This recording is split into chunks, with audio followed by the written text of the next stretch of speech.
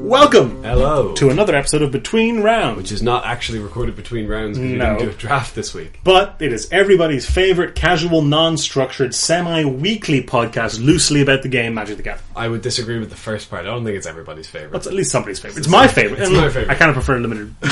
But anyway. Limited Research is actually regular. It is definitely my favourite semi-regular, sometimes all those things I said. Podcast about loosely related to the game of Magic. So today we're going to launch right into our fan question. Fan question. So every week we take a question from the comments of the previous video. Yeah. So you can post it on the comments of the video on YouTube or on MTGcast or tweet it at us or email us, however you like. Write it down, tie it to a pigeon's leg and send it to Dennis's house. If it arrives, I'll read the question. I'll be pretty impressed. Let loose blades of grass into the an wind. easterly wind in sort of a pattern that would transfer your question in Morse code to us. If you just cut into your palm and rub it on fresh soil after a winter's rain, and then turn around 3 times and say rampant splash, then that's it. We'll get it. We will appear and you can tell us your question. So this week's question comes from Scott Nommensen. You don't think that's his real name? I really hope it is, but I don't think it is. I'm sorry, Scott, let us know if that's a real name. Yeah.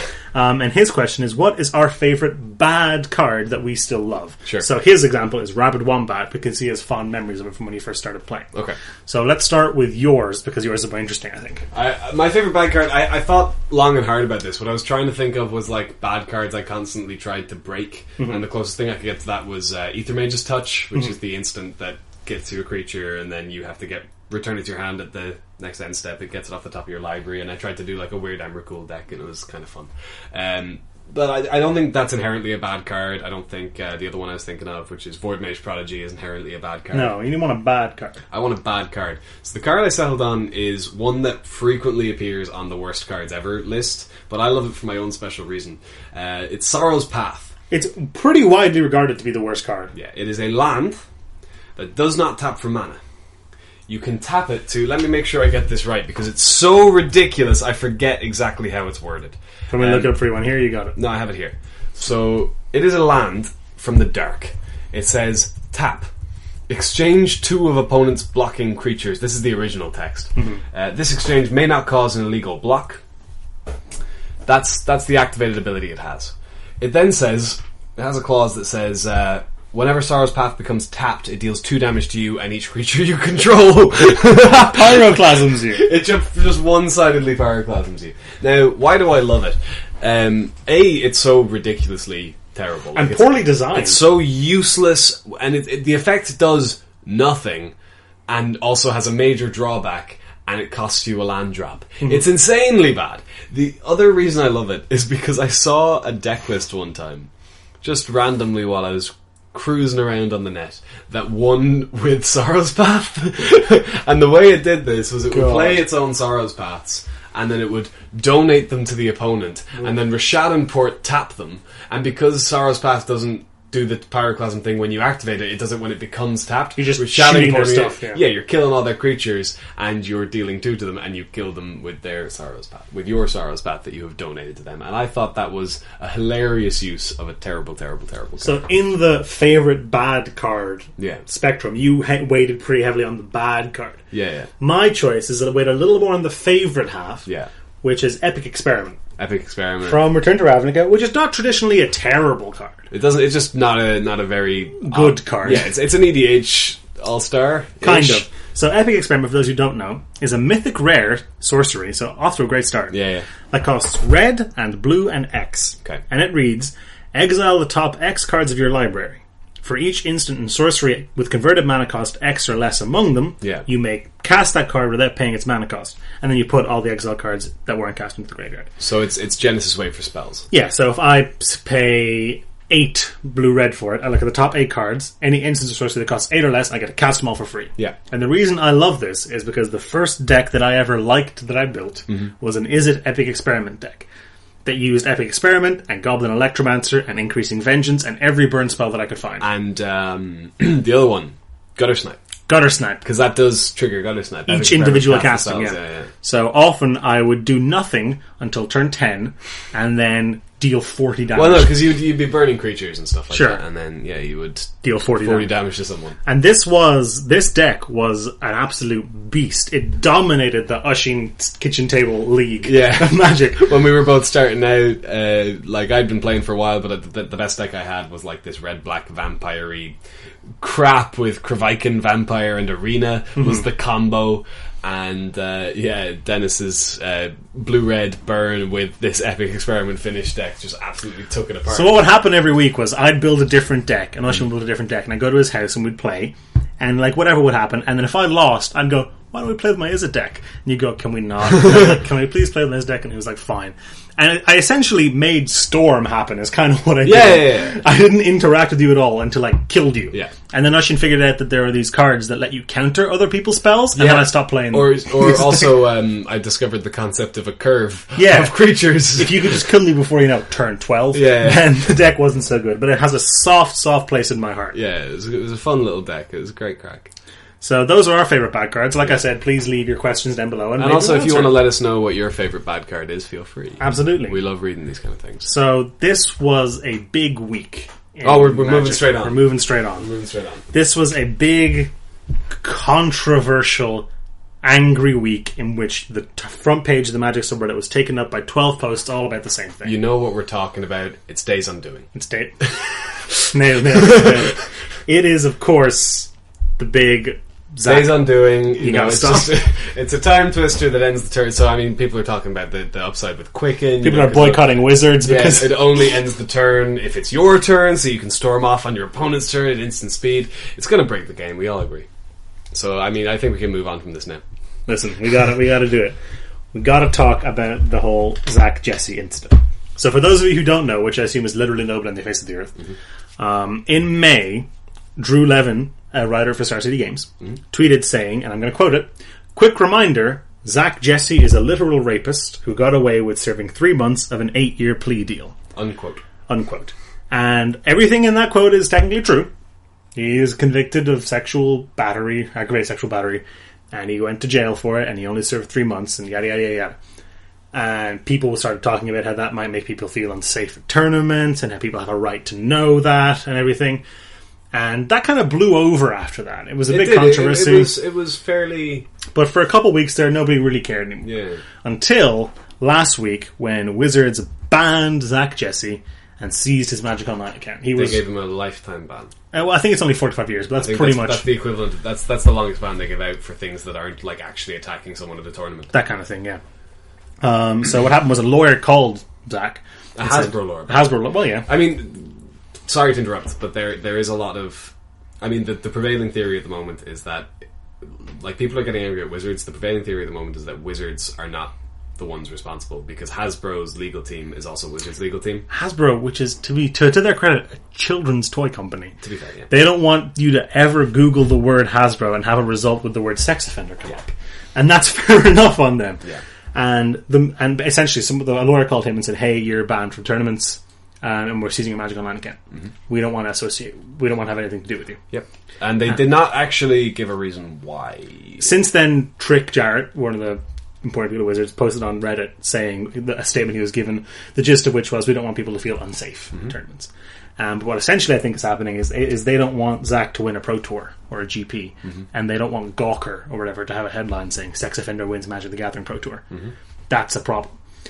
Now, the bigger problem, in my eyes, is that Zach is currently the only person to ever be banned for this kind of thing.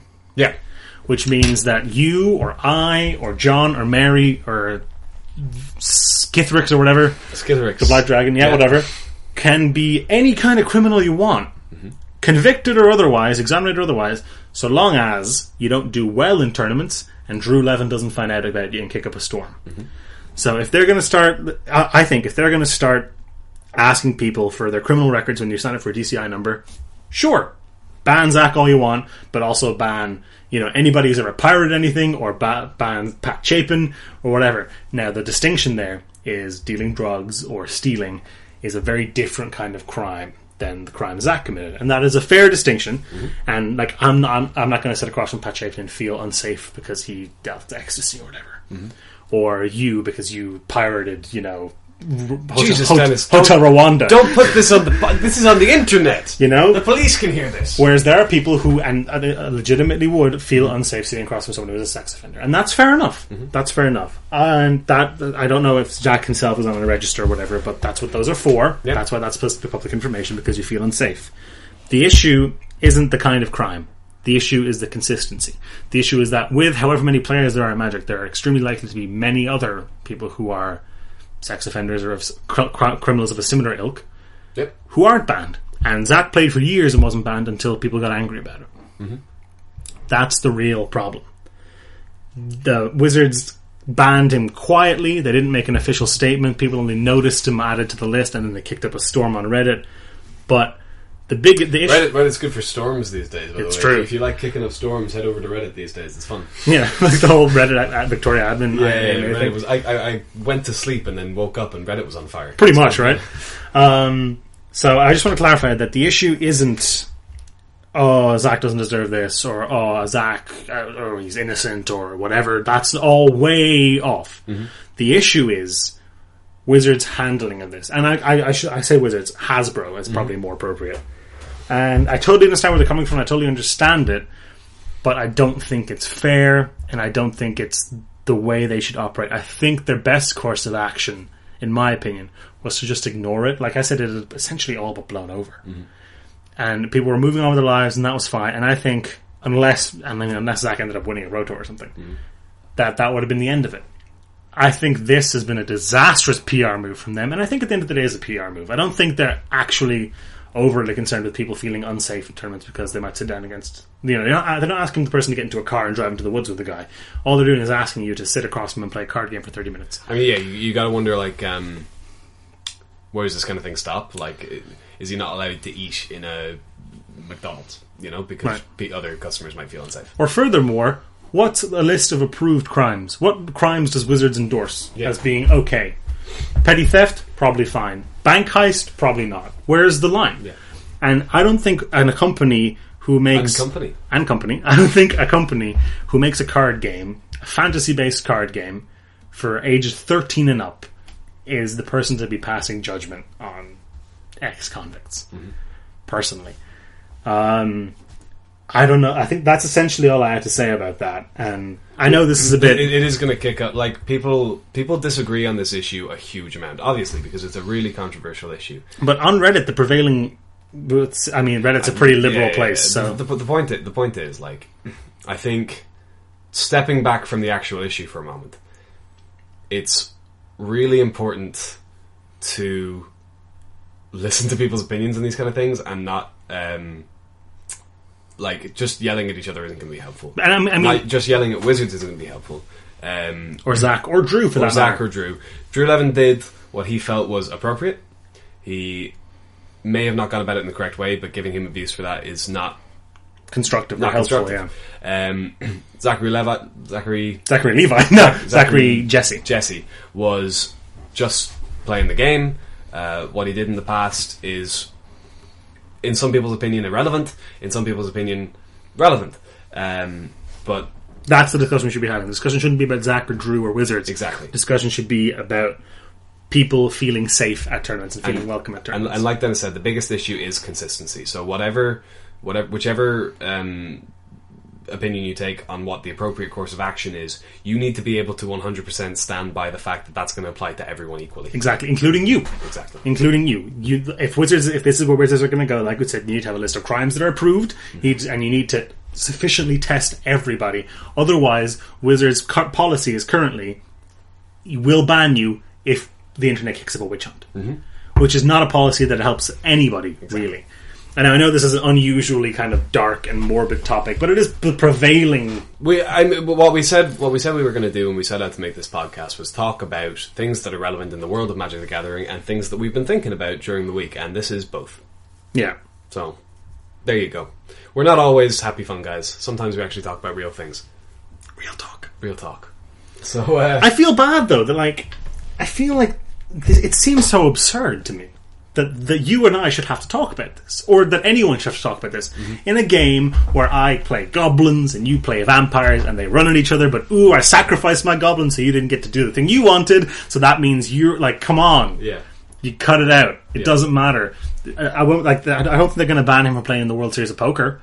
No, how is that different? Or from riding the bus, exactly, like interacting with other human beings. I mean that we have like. People have correctional systems for a reason, and like if you don't, if you start taking the after effects of that into your own hands, is a whole separate issue, So, like I said, the policy needs to be consistent. I would be significantly less. I don't want to say angry, significantly less concerned if Wizards had gone, right, this is our new policy, public statement, this is our new policy, and I mean, we're sorry that we let them play for this long, and we're sorry that there's people out there who are still playing, but we're going to do our best to eradicate those cases as they come up. Yep. Rather than just pushing it under the rug and going, let's just make sure he never wins a GP. Yeah. And then, shh.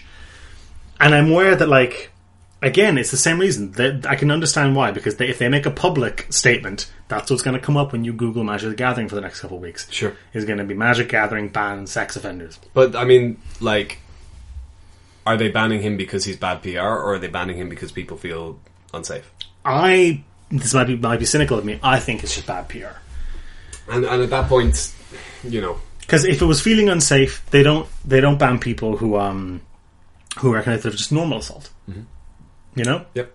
If I mug somebody and I go to prison for a couple of years for whatever, I can come out, I can walk right down the road and register for a draft. Nobody's going to stop me because they're not checking my records. Yep. Because you don't need to give your real name to register for TCI account. Nope. You don't need to give your real name to register at a GP unless you win and they give you money. Sure. So like that. This is all we're saying. We're talking about. We're not saying, we're not condoning anything. We're not saying go harass Wizards or Drew or go harass anyone. We're just saying consistency is really important. If you're going to have policies, make sure they apply to everyone. And if you're going to support or demand a policy change, be aware that it will apply to everyone, and there has to be a clear line. I want the record to show that if they came out with that policy and said, everyone has a criminal record of crimes after X on the scale isn't allowed to play Magic anymore, I would strongly disagree with that. But before we even get to there, you have to deal with the consistency issue. Mm-hmm.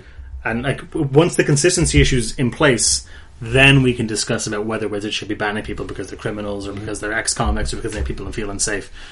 Currently, I'm going to summarize this now. The problem is Wizards is banning people just because. Yep. They're banning him and not somebody else because people found out about him. And that's not a sustainable, fair system. Agreed. I'm not saying Wizards should hire private investigators to follow around anyone who ever registers at a GP. You don't need to. You can Google people. That's not good enough, though. You can't do that. So the obvious solution to me would be to not ban him. But I'm biased because when you Google me, I don't care what comes up. Hasbro, a children's toy company, cares very much what comes up when you Google them. Yeah. And like I was saying, they don't want Gawker to catch headwind of, convicted rapist wins Magic Online tournament. Mm-hmm. That's a problem. That looks really bad for them. And I understand where they're coming from. I just don't agree with the method. I don't agree with the method, but I have difficulty thinking of a better one. Because it's very easy for me to say, just leave it, don't ban him. There's nothing at stake for me. I do feel kind of bad for the guy. He didn't ask for any of this, but like I said, I think it's just insane that we the community has to talk about something so dark and so serious. Yep. For we're only here because we love playing Magic. Yep. That's the only thing that you and I really have in common. Ouch. But that's the only thing that people listening have in common. Sure. They like Magic, and they're here to talk about Magic, and having to talk about legal issues and what this is the distinction between right and wrong, and what crimes are worse than other crimes, and who feels safe and who feels unsafe. It's not why we're here, and that makes me sad. Mm-hmm. There's been a lot of talk about various reasons people are, I don't want to go into it because we've just done the serious topic, but there's been a lot of talk about women in Magic and ostracizing them. Exactly. Yeah. I think, and I'm not saying the issues shouldn't be talked about because they are issues. You're right. It is disheartening when you come to this game that's supposed to be like an escape and a way to unite people and this kind of thing, and it's actually causing more problems. So yeah, I'd rather move on now.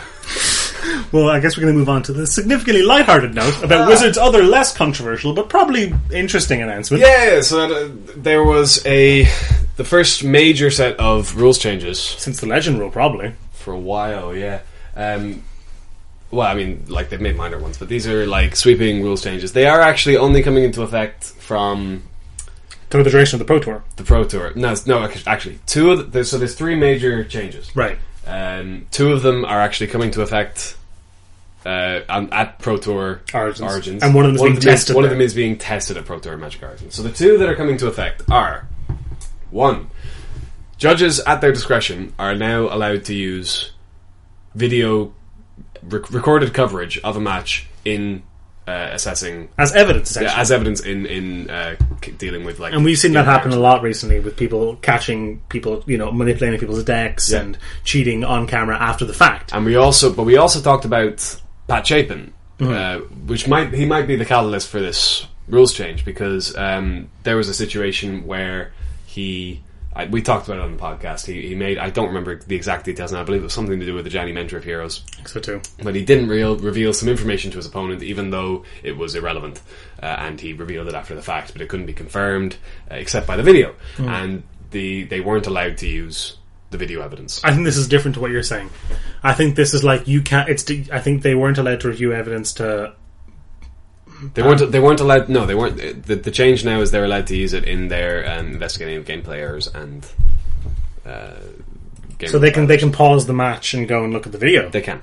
Oh, that's now allowed. I wasn't actually aware of that. I'm going to look up the rule here real quick. Yeah, maybe read it out properly. It's pretty long. No, there it is. Go down. The head judge can now review video of a match to aid investigation of any rules violations that may have occurred during the video coverage of Pro Tours, the World Championship, and the World Magic Cup. The decision whether to use video as part of an investigation rests solely with the head judge. Okay. And then it says, additionally, dedicated members of judge staff will be stationed to watch matches that are broadcast live as part of the video coverage for Pro Tours, the World Championship, and the World Magic Cup. In the event a play happens, which is a rules violation, the judge stationed to watch the broadcast will have the ability to stop playing and inform the head judge. So the issue people talked about before was that this gives a slight... It means that there's a disparity between feature matches and non-feature matches. Mm-hmm. And my counter-argument to that is, if we could record all matches, we would. Yeah. But we can't. No. So I think it's fair to use it where we can.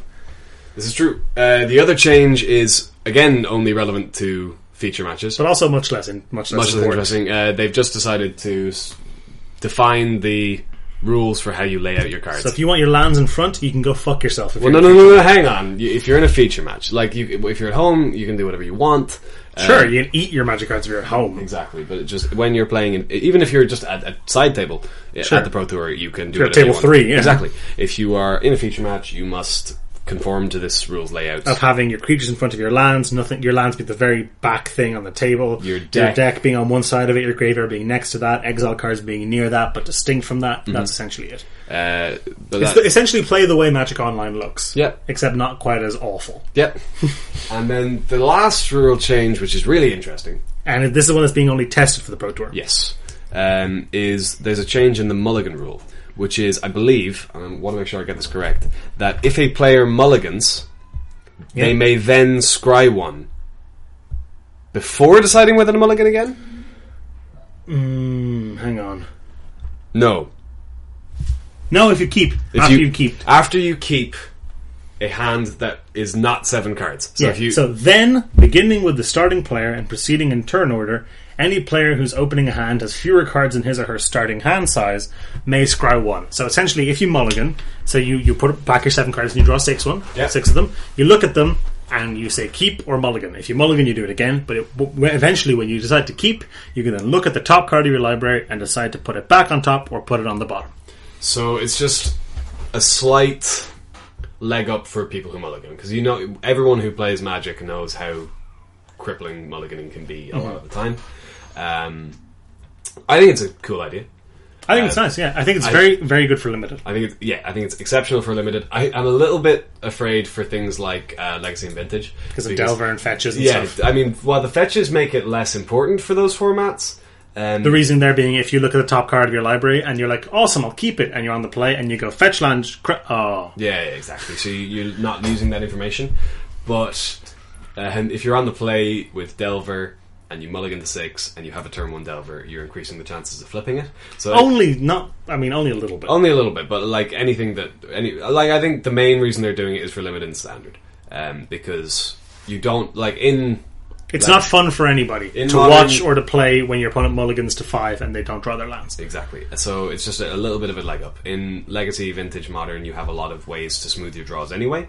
So I think it's less relevant there? Less relevant. I think it's largely a standard and limited change. So we'll see how it goes with the Pro Tour, but I'm excited. I think that these have been pretty widely accepted as good things, all of these changes. Mm-hmm. Some people are semi-jokingly miffed about the lands in front one. Yeah. But as far as the mulligan and the video evidence, people seem pretty happy about it. Yep. Which is rare in our community, that people are happy about an announcement that Wizards makes. Yep. Universally. So I'm excited to see how it works out. I think it's a good idea. And maybe it's a disaster for whatever reason. You do want... Magic is a game that includes variants. Right. That's a good thing. Right. It's part of what makes it interesting. That's why it's not chess. But you also want to reduce the number of games that are decided 100% by variants. Or it's not even that. It's reduce the number of games that are non-interactive as a result of variants. Mm-hmm. If I lose my game purely because I mulliganed, but I still got to play Magic, I feel a lot better about that. You know? Absolutely. So, I think this is going to help with that. We've had a very long podcast now, haven't we? Not above average, it's okay. We're about 25 minutes in. Grand.